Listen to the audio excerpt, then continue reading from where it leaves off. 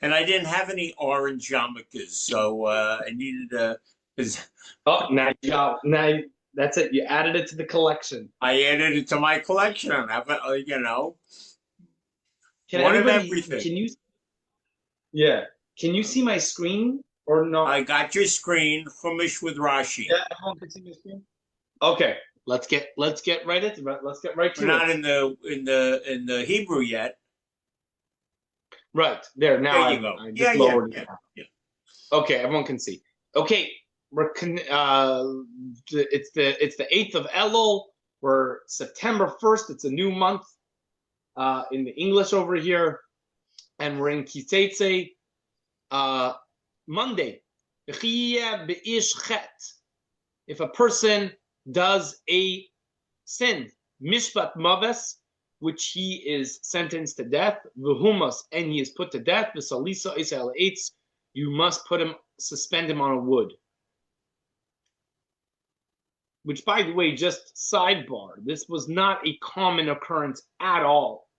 A court that sentenced somebody to death once in 70 years was called a bloody court, was known as a bloody court. So it was not a common occurrence that somebody should, God forbid, commit something that needs to be put to death and then was put to death. Okay, the juxtaposition of the passage of the passages tells us that if his father and mother take pity on him, he will eventually fall into more degenerate behavior and commit sins, for which the court will sentence him to death. You have to teach children, if you just let them go, if parents are not on top of their children, then God forbid, that's how one can come to this type of situation. God forbid. You must suspend them on the wood. A rabbi said, all who are put to death by stoning are then hanged. As it says, for those who cursed God is hanged, and one who blasphemes God is put to death by stoning. So we see that those two, that even if you're stoned, you get hanged afterwards. Loi solin nivleisa ala eitz, but you must not leave the body on the wood. Cover tikpurenu bayem hahu, you must bury it on that day. Tikalilas alakim talui, because a hanged person is an affront to Hashem. And you must not defile the land which Hashem has given you as an inheritance. So you must bury the person that day. They're just hung until the burial takes place. Loi sira esher. Okay, a new chapter, chapter 22. Loi sira esher achicha yes save nadichim vehis alalta mehem hashav tashivim lachicha. A person should not see your friend's work bull or sheep going astray and you ignore it. You have to return it. Hashava saveda. You got to return something that's lost. But if your brother is not near you, or you don't know who it is, you must bring it into your house, and it will remain with you until you're able to find the person who it belongs to, and then you must return it.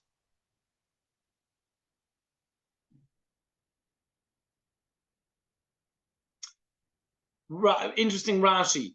Until your brother seeks. Could it enter your mind that it can be given to him before he seeks? In other words, of course you have to seek.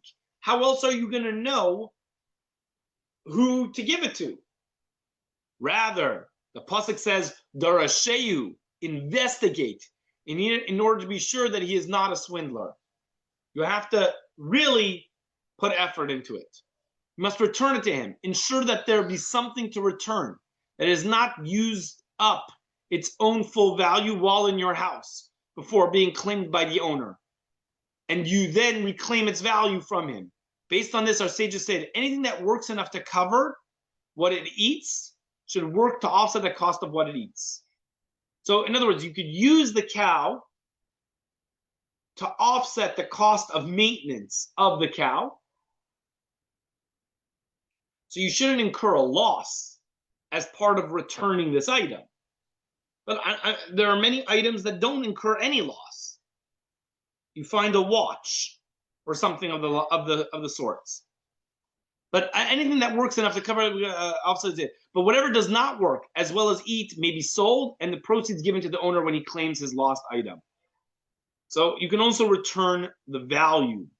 The same you should do with his donkey. The same you should do with his garment. The same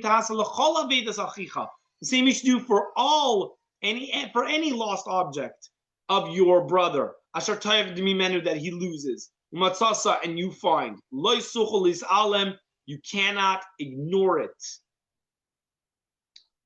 Like you cannot, as Rashi says, by shutting your eyes as if you do not see it. Nope, it does not work. You shouldn't see your brother's donkey or his work bull falling down because of the load that it has on it. You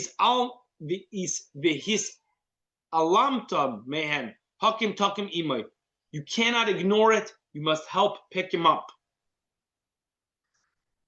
Until this day, this actually reminds me of a story of Lord Jonathan Sacks. I gotta say it over here. He was driving on the highway with a taxi driver, and they broke down. And the taxi driver, who wasn't Jewish, took out a yarmulke. He was on Route 17 took out a yarmulke and put it on his head. And all of a sudden, somebody stopped to help him with the broke down car. This is what Rabbi Lord Jonathan Sacks said. He asked the guy, "You're not Jewish?" He's like, "Yeah, but everybody knows." Or he said, "My mother told me, you get broken down, you put a keep on, somebody's going to stop to help you on the way." That's what you do. From this pasuk, if you see somebody's chamor, it's not just a chamor. Even the car you see broken down, you got to stop on the way. I'm not sure what this has to do with what we were just talking about, but a man should not wear the clothing of a woman. And well, actually, this first part is a man's clothing should not be worn by a woman, and a man should not wear a woman's clothing. Whoever does those things is an abomination to God. So that let's look at Rashi, that she can look like a man in order to circulate among men. For such an act can only be for adulterous purposes. So that was one. And a man should not wear a woman's garment in order to be able to sit among women. Another explanation, it teaches us that a man may not remove pubic or armpit hair. Again, these things are subject also to what is man and what is woman. That has changed over time, right? Men, for example, used to wear robes back in Greek society. So what is considered a garment of a man and what is considered a garment of a woman is possibly subject to changing. Ki yikra ken tzipar. If you happen upon a bird's nest, lefanecha baderach, on the road, b'chol eitz, or on a tree, oy ala oretz, or on the ground, efroichim, oy beitzim, chicks, efroichim are baby birds, oy beitzim, or eggs, v'ha'em rivetzas al ha'efroichim, and the mother is loitering by the chickens, oy ala beitzim, oy are on the, not chickens, the chicks, the babies, oy ala beitzim, or on the eggs. You must not take the mother while she's sitting on the young. Shilach tishalach es ha'em. You must send away the mother. It's called shiluach hakan. You gotta send away the mother. Ves habanim tikach lach, and then the children, the young, you can take. L'man yitav lach v'arachtem yamim, in order that it go well for you and that you will live long. This is a segula for long life. It's a omen, I guess you could say, for a long life, to not take the young when the mother bird is there. You must send her. This is all the way till today. We still do this not so well known mitzvah.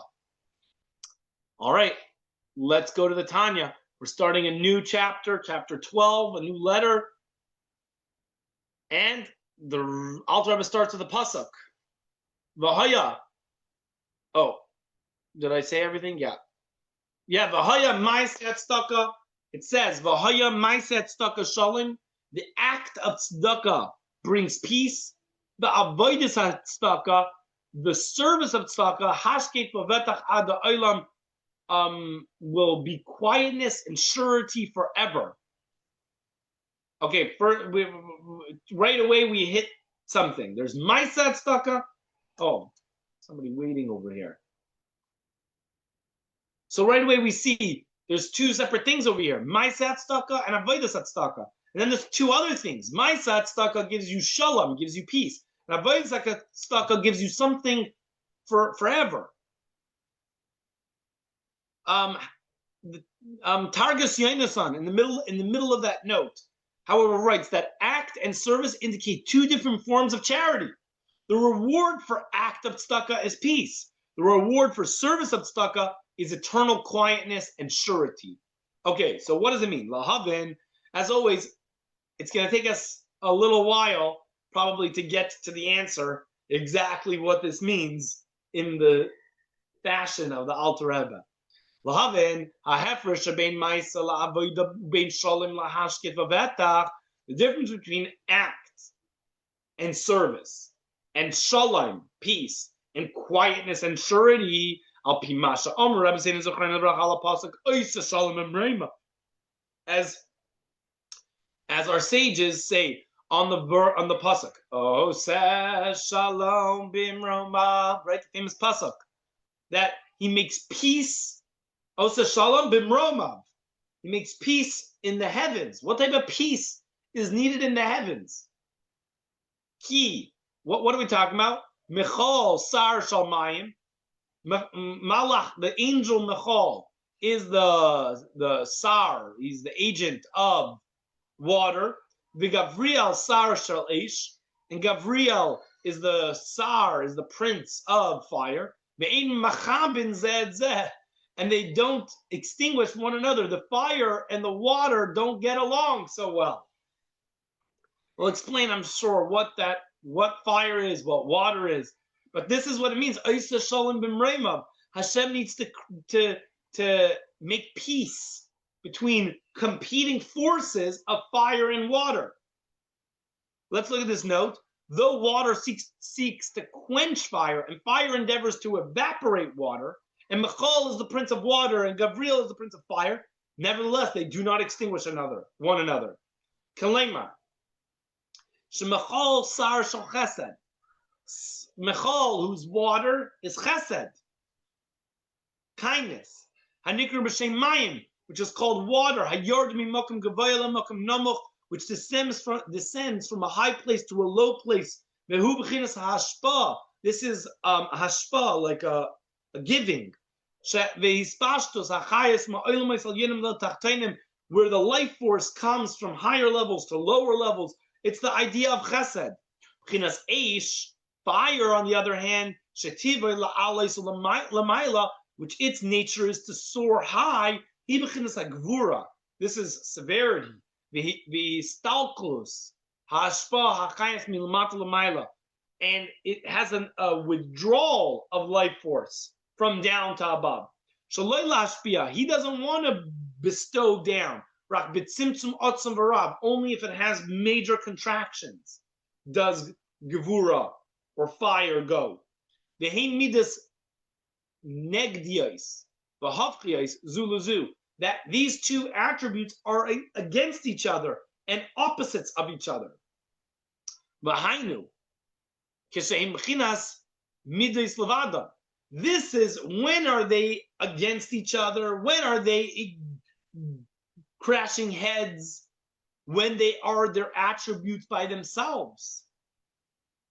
When they are in their essence of their attributes, then they're conflicting. HaKadosh Baruch Hu oisa shalom beineim. Hashem, he makes shalom beineim. He makes peace between them. Dahainu, How does this take place? How does this peace take place? By the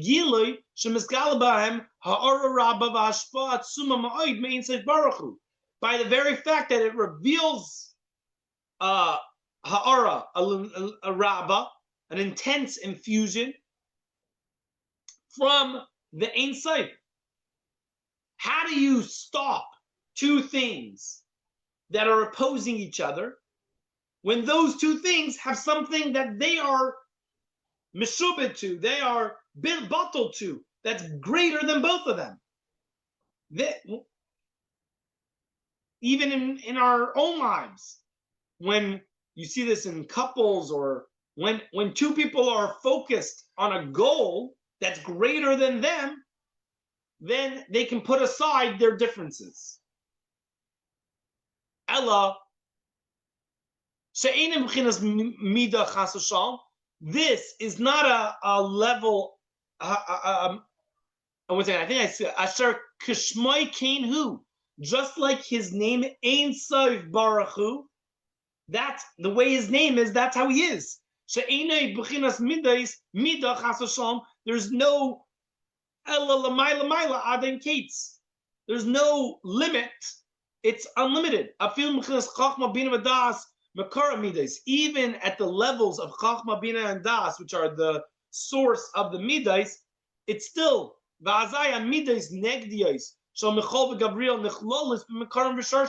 in this higher plane.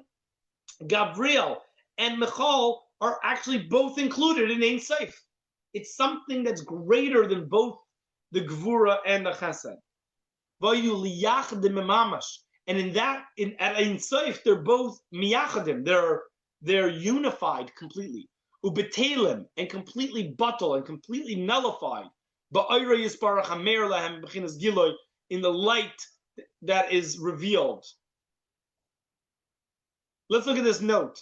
Once their individuality is nullified, they no longer oppose each other.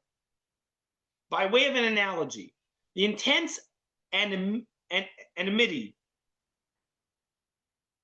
of two high officials dissolves in the presence of their sovereign. When there's animosity between two people, two ministers, when they're in front of the king, that fades away and comes into friendship. It's because of their joint nullification before the king that this unity comes about. So too, the defined bounds of the various attributes dissipate in the face of the limitless revelation of the infinite light. Va'azai mismazgim umismatkin hagvuris b'chasadim. The gvuros are thereby tempered and mellowed, sweetened in the chasadim, and are transformed into goodness and kindness.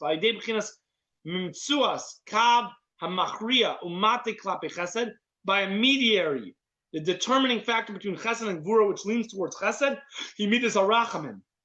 What is the attribute that's in between gvura and chesed but leans chesed? Is rachamim, mercy. Hanikras b'shem tiferes, which is also known as tiferes, b'divrei chachmei emes, in the words of the Kabbalists. Because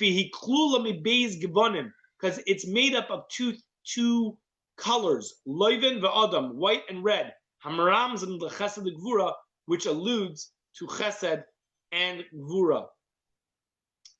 L'chein, stam shem havaya baruch hu b'chol haTorah. The name Havaya, as it appears throughout the Torah, Moira al midas hatiferes, indicates the attribute of Tiferes, as it states in Zohar HaKadosh. The Fi Shekan in Tiferes, that is the immense illumination. Yeser Seis Mishar Midosav, which is surpassing the other attributes of Hashem. This then is the meaning of the above quotation, that he makes peace in his high places. The revelation of God's infinite light makes peace between Michal and Gabriel, who represent Chesed and Gvura. All right, the Tehillim for today, chapters 44 to 48. The Hayom Yom for today, the Tzemach Tzedek listed three things by whose virtue he was successful at the Rabbinic Convention in St. Petersburg in 1843. One of those was the merit of the 32,000 hours that he labored over the Alter Rebbe's discourses over the span of 30 years from 5564 to 5594. In 5564, 1804, he designated a special period to study the Alter Rebbe's discourses, and in 1834, work was begun on their publication.